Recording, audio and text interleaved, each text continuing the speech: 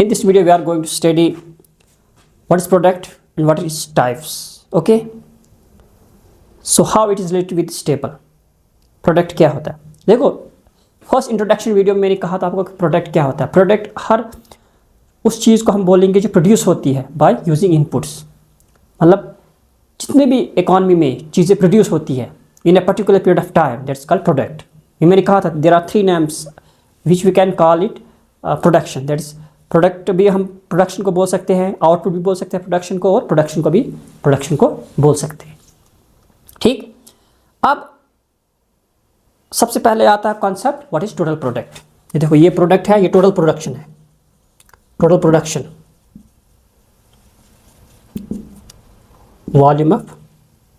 Volume of production in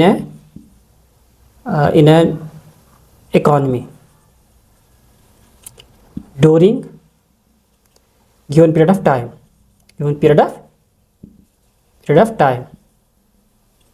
ठीक. मतलब किसी भी खास पीरियड में कितनी चीज़ें आपने प्रोड्यूस की तो उसको हम क्या बोलेंगे, प्रोडक्ट. ठीक. लेकिन प्रोडक्ट के जो है अपने न्यू कॉन्सेप्ट्स है. फॉर एग्जांपल टोटल प्रोडक्ट है, उसके बाद आप पढ़ोगे मार्जिनल प्रोडक्ट है, उसके बाद आप एवरेज प्रोडक्ट पढ़ोगे. ये प्रोडक्ट जो है you know, I hope that you have already aware about this product, total product, average product and marginal product. But here we have to discuss with this term because these are most important for this lesson, this topic, which are most necessary for us to understand these topics one by one. Through this table, we can also understand these terms. First, we are going to study total product.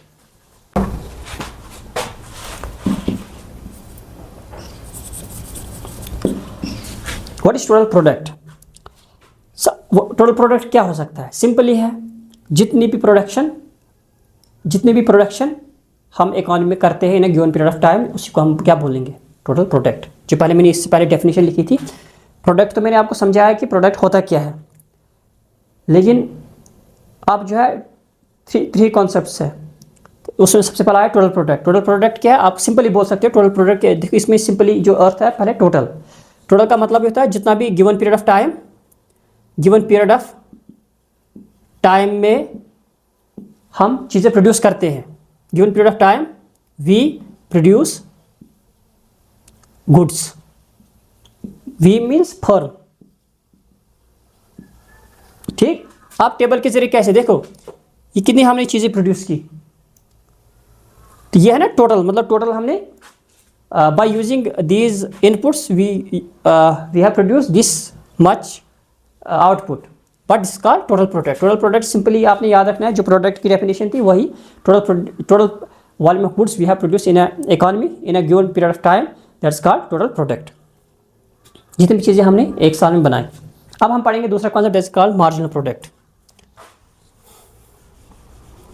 Simply आपको पता होना चाहिए कि marginal जो है ना, margin, ये इसका अर्थ ही होता है चेंज. मार्जिनल का अर्थ ही होता है चेंज. ठीक. इट मीन्स आपकी प्रोडक्शन इंक्रीज होगी, लेकिन किसकी वजह से? जब हम वेरिएबल को, फैक्टर्स जो है उनको चेंज करेंगे. फॉर एग्जांपल फैक्टर्स है, याद करो मैंने पहले क्लास में क्या पढ़ाया था. फैक्टर्स है, इनको हम वेरिएबल कराएंगे,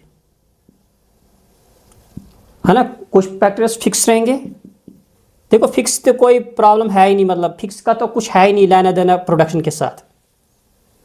ये प्रोडक्शन घटे, कुछ खत्म हो जाए, इसके साथ कुछ नहीं होगा. ये है, ये सब कुछ करता है. With the change in this variable factors increase. जितने फैक्टर्स इंक्रीज हम यहाँ पर करेंगे, चेंज जितना हम इन वेरिएबल फैक्टर्स को करेंगे, उसकी वजह से प्रोडक्शन में चेंज आएगी. जब प्रोडक्शन में चेंज आएगी, उसको हम क्या बोलेंगे कि इसने मतलब एडिशनल और प्रोड्यूस किया कुछ चीज़. फॉर एग्जांपल इस वेरिएबल की वजह से अगर ये 10 kg प्रोड्यूस करता था, है ना, लेकिन यहाँ पर एक और लेबर इंक्रीज़ कर दिया. इधर अगर 5 थे, इधर 6 हो गए, एक और इंक्रीज़ कर दिया. इट मीन्स अब ये क्या करेगा, 12 kg, है ना. लेकिन जो 5 से 6 एक जो फैक्टर्स है, इसकी वजह से जो आपकी प्रोडक्शन इंक्रीज़ कितनी हो गई, 2 kg. है ना, 2 kg चेंज हो गई, इट मीन्स इसी को हम क्या बोलेंगे, मार्जिनल प्रोडक्ट। इसकी डेफिनेशन है वो हम लिखेंगे, लेकिन ये आपको समझना चाहिए कि ये मार्जिनल प्रोडक्ट एक्चुअली है क्या, क्योंकि इसका जो फार्मूला हम करेंगे वो इसी के बेस पर होगा। अब मार्जिनल प्रोजेक्ट मार्जिनल जो मार्जिनल जो प्रोडक्ट है वो क्या है आपके हिसाब, देखो यहाँ पर 4 से लेकर 10, पहले एक फैक्टर था, मतलब एक मजदूर था, ये चेंज हो रहा है, एक मजदूर था, वो 4 उसने चीज़ें प्रोड्यूस की, मार्जिनल भी क्या था, पार्शियल प्रोडक्ट, चेंज 4 ही होगा, क्योंकि पहले स्टार्टिंग में सब कुछ सेम ही होता है। फिर एक से एक उन्होंने, देखो यहाँ से लेकर यहाँ तक उन्होंने एक चेंज कर दिया है ना, एक से एक और फैक्टर्स लाया, फैक्टर्स ऑफ प्रोडक्शन लाया ना, यहाँ से यहाँ देखो एक लाया, लेकिन यहाँ से देखो टोटल प्रोडक्शन कितनी इंक्रीज हो गई, 6, है ना, चेंज कितनी आई टोटल प्रोडक्शन में, 6 है ना, 6, 4 10 में से 4 को निकालो, वो कितना हो गया, 6, जो 6 है ना वो यहाँ पर है, देखो ये 6 जो चेंज है ना, चेंज ये है, ये वाला 6 है, जो चेंज है इसको हम बोलेंगे मार्जिनल प्रोडक्ट, मतलब एक वेरिएबल फैक्टर की वजह से टोटल प्रोडक्ट में कितनी चेंज आई उसी को हम बोलेंगे मार्जिनल प्रोडक्ट। ओके, तो इसी तरह यहाँ पर देखो 2 से लेकर 3, फिर यहाँ कितनी चेंज आई, ये वाली 8 चेंज आई, मतलब मार्जिनल प्रोडक्ट कितनी 8 आ गई। सिमिलरली एक टाइम आता है मार्जिनल प्रोडक्ट क्या हो जाता है, 0, फिर -1, लेकिन ये कब होता है, जब ये जो टोटल प्रोडक्ट क्या होता है मैक्सिमम हो जाता है, तब क्या हो जाता है, ये मार्जिनल प्रोडक्ट वो 0 हो जाता है। जब टोटल प्रोडक्ट डिक्लाइन होता है तो मार्जिनल प्रोडक्ट क्या हो जाता है, देखो यहाँ पर डिक्लाइन हुआ, यहाँ पर डिक्लाइन हुआ, तो यहाँ से देखो माइनस में चला गया, मतलब मार्जिनल प्रोडक्ट माइनस में, नेगेटिव में गया। यहाँ पर मैक्सिमम है तो यहाँ पर क्या है, 0 है मार्जिनल प्रोडक्ट। देखो यहाँ इंक्रीजिंग है तो ये मार्जिनल प्रोडक्ट भी इंक्रीज हो रहा है, ठीक। और ये किसकी वजह से हो रहा है, जब टोटल प्रोडक्ट में क्या चेंज आती है, जो यहाँ पर चेंज आएगी वो यहाँ पर मार्जिनल प्रोडक्ट में हम दिखाएंगे। तो इसके बाद है एवरेज प्रोडक्ट, लेकिन पहले मार्जिनल प्रोडक्ट की अगर हम थोड़ी बहुत डेफिनेशन लिखनी होगी वो क्या होगी। सिंपल बात है कि चेंज इन, है ना, चेंज किस में आए, टोटल प्रोडक्ट में, total product by using less और मोर वेरिएबल फैक्टर। वेरिएबल फैक्टर जो हमने वेरिएबल फैक्टर में करें, देखो यहाँ पर variable factor important, variable factor की जो हमने चेंज की, या तो ज़्यादा की या तो कम किया, उसी की वजह से जो टोटल प्रोडक्ट में चेंज है उसको हम क्या बोलेंगे, मार्जिनल प्रोडक्ट। अब आएगा एवरेज प्रोडक्ट,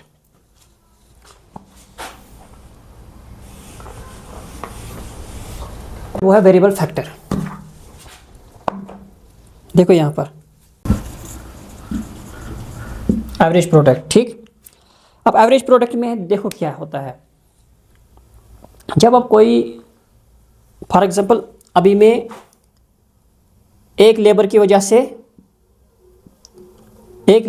से मैं 10 kg प्रोड्यूस करता हूँ, ठीक।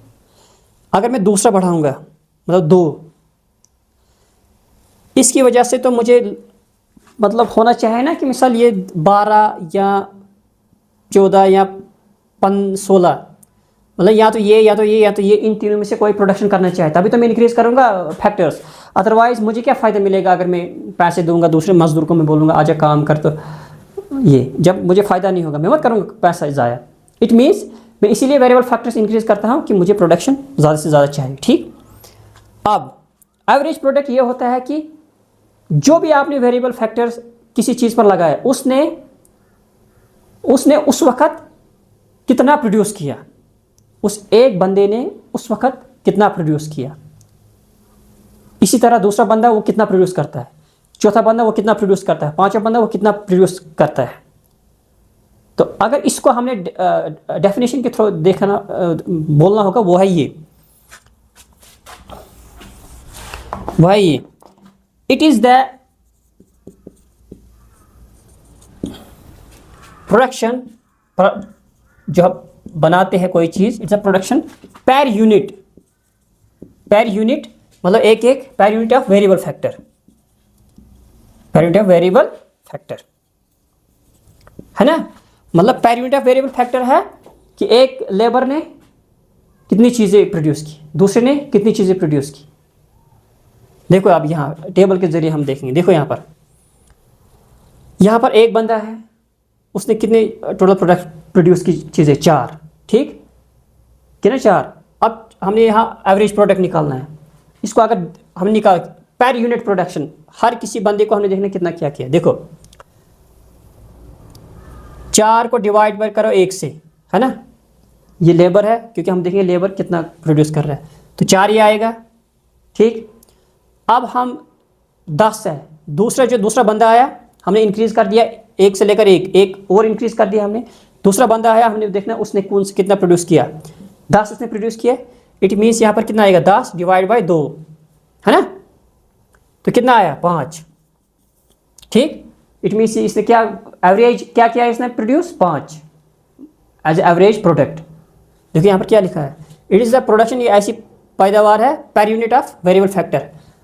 हर किसी बंदे ने अपना कितना योगदान किया, कितनी शमूलियत की इन द प्रोडक्शन, जो चीज़ वो बना रहा था उसमें कितनी उसने अपनी शमूलियत की, अपनी पैदावार में कितना हिस्सा लिया, जिसकी वजह से वो प्रोडक्शन हुई।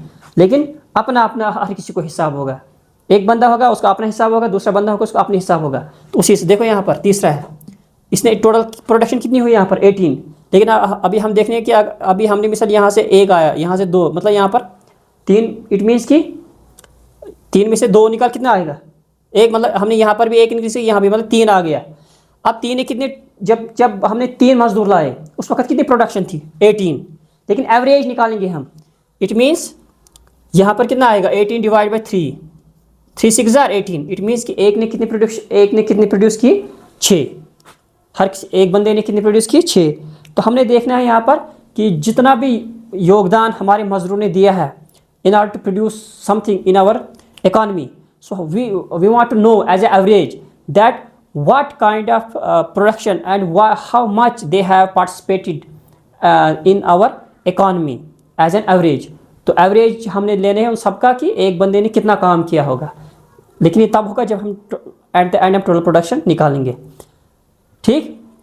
अभी टेबल हमने इसमें थोड़ा हम ये बोलना चाहता हूँ आपको, ये देखो इसमें मार्जिनल प्रोडक्ट में और एवरेज प्रोडक्ट में देखो क्या फ़र्क है, ये अभी हमने आगे पढ़ना है। एक एवरेज मार्जिनल प्रोडक्ट जो पहले इंक्रीजिंग में आता है, देखो पहले 4 है, 6 है, फिर 8 है, इंक्रीज हो रहा है। देखो यहाँ पर इंक्रीज हो रहा है इंक्रीज, देखो यहाँ पर डिमिनिश हो रहा है ख़त्म, डिक्रीज हो रहा है। लेकिन यहाँ पर क्या हो गया, मैक्सिमम हो गया ना, मैक्सिमम।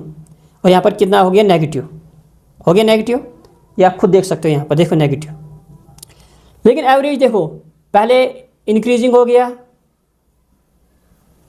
गया फिर डिक्रीज हुआ, लेकिन नेगेटिव कभी नहीं हो। ये याद रखना, इंपॉर्टेंट टर्म है, नेवर नेगेटिव। जो एवरेज प्रोडक्ट होता है वो कभी नेगेटिव नहीं होता है। तो ये थी क्या, these were some important terms which are related with this topic. So now we are going to ahead another topic.